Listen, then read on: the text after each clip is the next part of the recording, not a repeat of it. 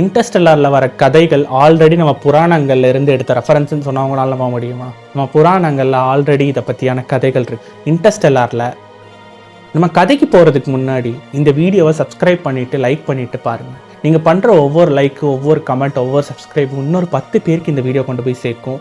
நானும் இன்னும் என்கரேஜ்மெண்ட்டோட நம்ம முன்னோர்கள் விட்டுட்டு போன எல்லாத்தையும் உங்களுக்கு டீகோட் பண்ணி கிளியர் அண்ட் சிம்பிளாக எக்ஸ்பிளைன் பண்ணுறேன். ஸ்டோரிக்கு போகலாம். இன்டர்ஸ்டெல்லாரில் கூப்பர் தான் ஹீரோ. அவர் ஒரு டஃப்பான டெசிஷன் எடுக்கணும். பிள்ளைங்களோட ஃப்யூச்சருக்காக இந்த பூமியை விட்டு அவர் வேற ஒரு பூமியை, கிரகத்தை ஆராய போகணும். ஏன்னா இந்த பூமி கொஞ்சம் கொஞ்சமாக அழிஞ்சுக்கிட்டு இருக்கு. எஸ், அதுக்கு கூப்பரை செலக்ட் பண்ணுறாங்க. கூப்பருக்கு தெரியும், இப்போ இந்த நிமிஷம் நம்ம போனால் நம்ம பிள்ளைங்களோட ஒரு வேளை 50-50 சான்ஸ், ஒரு வேளை நம்ம ஒரு பூமியை மாதிரி இன்னொரு கிரகத்தை கண்டுபிடிச்சா நம்ம பிள்ளைங்களோட எதிர்காலம் நல்லபடியாக இருக்கும். இல்லைன்னா அவங்க இங்கேயே அழிஞ்சிருவாங்கன்னு அவருக்கு தெரியும். அதுக்கு அவர் இழக்கிறது ப்ரெசன்ட் மொமெண்ட். ஒவ்வொரு மொமெண்ட், குழந்தைங்களோட சிரிப்பு, குழந்தைங்களோட ஸ்கூலு, குழந்தைங்களோட சண்டை எல்லாத்தையும் அவர் மிஸ் பண்ணுவார்னு அவருக்கு தெரியும். ஆனால் அது தெரிஞ்சு தான் அவர் போனார். அதே மாதிரி ஒரு பிளானட்டில், ஒரு கிரகத்தில் போய் அவர் இறங்குறாரு. அங்கே 1 மணி நேரங்கிறது பூமியில் 7 வருஷம். அந்த பிளானட்டில் அவர் 3 மணி நேரம் செலவிடுறாரு. திருப்பியும் அந்த கிரகத்திலிருந்து மேலே பேஸுக்கு வந்து பூமியில் அவங்க பிள்ளைங்க கிட்ட பேச ட்ரை பண்ணுறாரு. 2 பேருமே ஒரே மொமெண்ட்டில் தான் பேசுகிறாங்க. ஆனால் பூமியில் பல வருஷங்கள் கடந்து போயிருக்கு. இவர் அப்படியே தான் இருக்கார். ஏன்னா இவருக்கு வெறும் 3 மணி நேரம். ஆனால் பூமியில் 21 வருஷம். எஸ், இவர் பேசும்போது அவங்க பிள்ளைங்கள்லாம் பெருசாக இருப்பாங்க. பிள்ளைங்களுக்கே பிள்ளைங்க பிறந்திருப்பாங்க. அவர் இழந்தது டைம், மொமெண்ட். இது ரொம்ப தெளிவாக இந்த படத்தில் காட்டியிருப்பாங்க. இந்த கதை உங்களுக்கு பார்க்கும்போது விஷுவல் எஃபெக்டோட சூப்பராக இருக்கும். ஏன்னா பிளாக் ஹோல் பக்கத்தில் அந்த கிரகம் அமைஞ்சிருக்கும். ஸோ அதனால் அங்கே டைம் வேறு மாதிரி போகும், கிராவிட்டி வேறு மாதிரி இருக்கும். பூமியில் கிராவிட்டி வேறு மாதிரி இருக்கும், அதனால் டைம் வேறு மாதிரி போகுது. இதுதான் பேசிக்காக அங்கே எக்ஸ்பிளைன் பண்ணியிருப்பாங்க அந்த கொஞ்ச நேரத்தில். அதே மாதிரியான ஒரு கதை நம்ம புராணங்களில் இருந்துச்சுன்னு சொன்னவங்கனால நம்ம முடியுமா? எஸ், கதை ராஜா கக்கூட்மியும் அவன் பொண்ணு ரேவதிக்கான கதை. 2 பேருமே பிரம்மலோகத்துக்கு போனாங்கிறதுக்கான குறிப்பு இருக்குது. எஸ், இங்கேருந்து அவங்க பிரம்மலோகத்துக்கு போய் பிரம்மாவை பார்த்து பேசணும்னு பூமியிலேருந்து பிரம்மலோகத்துக்கு போகிறாங்க. இந்த போகிறதுங்கிற இந்த ட்ராவலே இன்டர் பிளானட்டரி ட்ராவலா, இன்டர் டைமென்ஷனல் ட்ராவலா, இல்லை வேற ஒரு யூனிவர்ஸுக்கான ட்ராவலா அப்படிங்கிறத நம்ம தான் யோசிச்சுக்கணும்.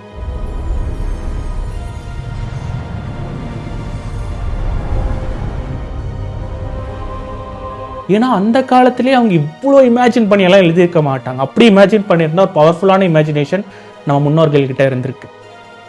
அங்கே பிரம்மலோகத்துக்கு போனோடனே பிரம்மா கிட்ட பிரம்மா வீணை வாசிச்சுட்டு இருந்தார். ஸோ இவங்க டிஸ்டர்ப் பண்ணாமல் உட்காந்துட்டாங்க. பிரம்மா வீணை வாசிச்சதுக்கப்புறம் இவங்க போய் என் பொண்ணுக்கு ஒரு நல்ல மாப்பிள்ளை வேணும், அவள் அழகுக்கும் அவள் அறிவுக்கும் ஏற்ற மாப்பிள்ளை இந்த பூமியில் யாருன்னு அவங்க அப்பா கேட்குறாரு. பிரம்மா சிரிச்சுட்டே சொல்கிறாரு, நீ இங்கே கடந்த ஒவ்வொரு நிமிஷமும் பல யுகங்கள் கடந்திருக்கு பூமியில். இப்போ நீ போனாலும் நீ சொல்கிற மாப்பிள்ளைகளோ ராஜாங்கமோ ராஜாக்களோ இருக்க மாட்டாங்க. எல்லாமே மாறிடுச்சு.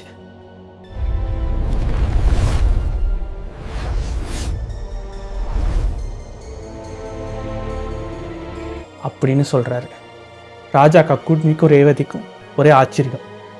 இந்த இடத்துல கூப்பருக்கும் ராஜா கக்கூட்மிக்கும் என்ன இருக்குது? ஒரு கனெக்ஷன் இருக்குது. 2 பேருமே ஒரு அப்பா தன்னோட பிள்ளை வாழ்க்கைக்காக ஒரு டிசிஷன் எடுக்கிறாங்க. கூப்பர் இழந்தது மொமெண்ட்ஸ், அந்த குழந்தைங்களோட அவர் செலவிடுற மொமெண்ட்ஸை இழந்தார் அவரோட ஃப்யூச்சருக்காக. ராஜா கக்கூட்மிக்கு அவருக்கே தெரியாமல் டைமை லூஸ் பண்ணார். ஸோ இந்த கதைகள் எல்லாமே நம்ம புராணத்தில் இருக்குது. இந்த மாதிரி பல கதைகள் இருக்குது.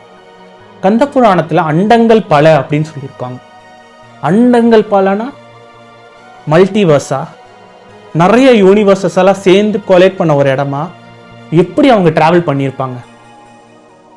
முருகர் ஒரு இடத்துல இருந்து இன்னொரு இடத்துல போனாருன்னு சொல்லலை, தோன்றினாருன்னு தான் அந்த கதையிலெல்லாம் மென்ஷன் பண்ணியிருப்பாங்க. எப்படி தோன்றினாங்க, எப்படி தோன்றினாரு. கதைகளுக்காக மயிலை ஏறி போனாருங்கிறது இருக்கலாம். ஆனால் ஒரு சயின்டிஃபிக் ஆங்கிளில் யோசிச்சு பார்த்தீங்கன்னா இன்டர் டைமென்ஷனல் டிராவல், டெலிபோர்டேஷன் என்ன வேணா இருக்கலாம். இதெல்லாம் சயின்ஸில் பெரிய பெரிய கிறிஸ்டோபர் நோலன் மாதிரி வந்து அவங்க எடுத்தால் தான் நம்மளுக்கெல்லாம் அது சயின்ஸ் புரியுமா? நம்ம புராணத்தில் இருக்கிறதையே நம்ம மறந்தோம். இன்டர்ஸ்டெல்லாரில் இன்னொரு முக்கியமான விஷயம் கோஸ்ட்னு வரும். அதாவது அந்த படத்தை ஸ்டார்டிங்லேயே அவர் பொண்ணோட ரூமில் திடீர்னு ஒரு புக்கு விடும். அங்கே யாரோ ஒரு மெசேஜ் சிக்னல் கோடில் சொல்கிற மாதிரி இருக்கும். அதை அவங்களால புரிஞ்சுக்க முடியாது கொஞ்ச நேரத்துக்கு. படம் போக போக அவருக்கு அந்த கோடு புரிய ஆரம்பிக்கும். அது ஒரு மோர்ஸ் கோடு.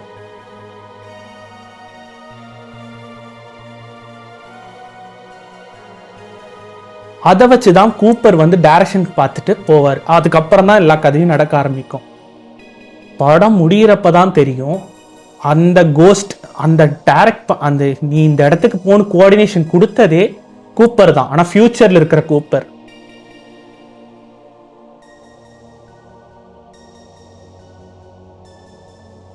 இதில் என்ன சொல்ல வராங்கன்னா, நம்மளுக்கு ஒரு கைடன்ஸ் நம்ம ஃபியூச்சர் செல்ஃப் கிட்டே இருந்தே வரும். ஏன்னா ஃபியூச்சரில் நம்ம இன்னும் மெச்சூர்டாக இருப்போம், நம்ம இன்னும் எக்ஸ்பீரியன்ஸ்டாக இருப்போம்.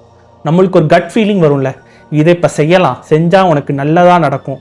இன்ட்யூஷன், அது நம்ம ஃபியூச்சர் செல்ஃப் நம்மளோட ப்ரெசன்ட் செல்ஃபை கைட் பண்ணுது. எஸ், நீ வெளியே எங்கேயுமே தேட வேண்டாம், உனக்குள்ளே இருக்குன்னு பல அறிஞர்கள் சொல்லியிருக்காங்க. அது இதுதான். கிறிஸ்டோபர் நோலன் அது சூப்பராக எடுத்திருக்காங்க. நம்ம தான் அதை டீகோட் பண்ணி புரிஞ்சுக்கல.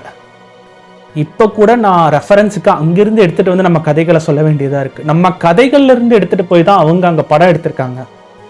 எஸ், இது சயின்ஸை பற்றி மட்டும் இல்லை, புராணத்தை பற்றி மட்டும் இல்லை. இது ஒரு அன்பு, டிசிஷன், லாஸ், எல்லா கதைகளையும் ஒன்றா சேர்த்தா ஒரு டீப்பான எக்ஸ்பிளனேஷன் இருக்குது.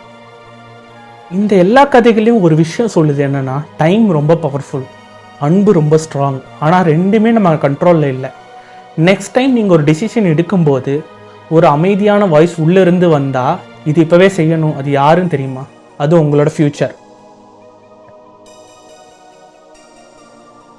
இன்னும் பல கதைகளை இதே மாதிரி உங்களுக்கு டீகோட் பண்ணி சொல்கிறேன். அது வரைக்கும் நன்றி, வணக்கம்.